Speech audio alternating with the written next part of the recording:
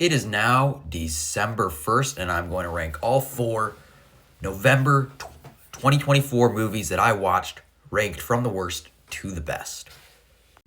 And coming in last place, we have Emilia Perez. And this is a movie that I thought was just meh. I just really couldn't get into it.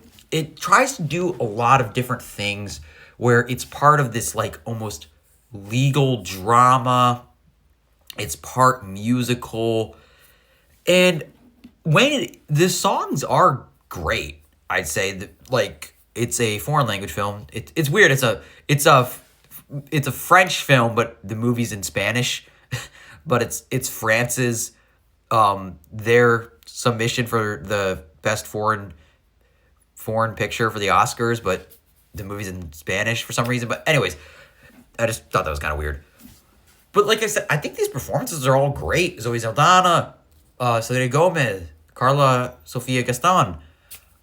Like, all the performances are great, but just the plot is just not compelling.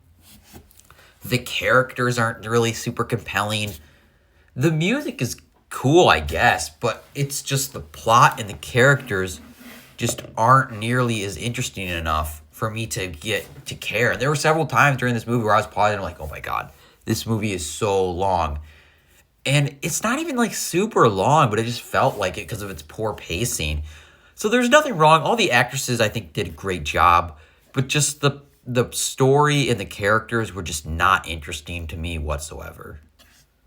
And coming in third place, we have Music by John Williams. And this is a documentary, and this is like way higher from, like, even though it's only one above, this is like way higher. This, I think, was just a great documentary. Arguably one of the best composers alive today. I mean, it just shows his passion for music, and it's so interesting just seeing, like, how he looks at scenes, whether he's worked with Spielberg or just anybody, and just is able to come up with just, like, the perfect score for it. It was such a great documentary. I think it just encapsulates his love for music so much. It was just great, and I don't really watch documentaries, but this was one I just had to check out. I mean, and like it was really good. It's very like it is like for the most part, like I don't really watch that many documentaries, like I said, but like it is like exactly what you expect from this documentary, but just the way it is structured is just so good. And if you're at all interested, I feel like in like movie scores, I would definitely recommend checking out this documentary. It was great. And coming in second place, we have Heretic. And this was a very, very good horror movie with full of fantastic performances, especially from Hugh Grant. As the whole time in this movie, he is so charming and fun to talk to, but at the same time, like, you're so uncomfortable watching him. He is able to give a performance that just makes you just want to like sit back in your seat, but at the same time, you just love hearing him talk. You like being around him because he is such a charismatic actor. And it brings up a lot of philosophical, I think, questions. But I think it does a good job of never really feeling like it's disrespectful towards any of the subject matter. Because, I mean, we are like, our main characters are these Mormon missionaries, and a big part of this movie is just them debating religion with this guy. But I think it does a great job of never really being disrespectful to really any side, I'd say. And it's just a really solid, great horror film full of just great performances.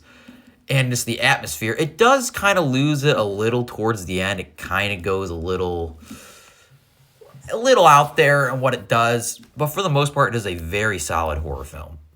And coming in at number one, we have Wicked. And this movie was great. I mean, from the set design to the costumes to the performances to the musical sequences, it is just so much fun And it's such a beautiful film where I have I've never seen the musical, but I did see the original The Wizard of Oz and I really liked that.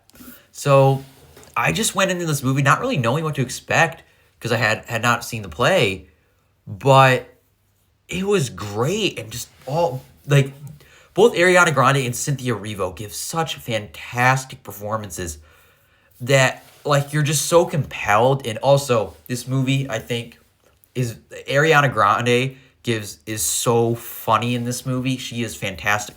They said all the performances are fantastic. With also with Jeff Goldblum who's amazing in anything he's in, and it's just a really fun, beautiful movie that I think my only major problem with I think that it kind of stands out is with its obvious metaphor of racism.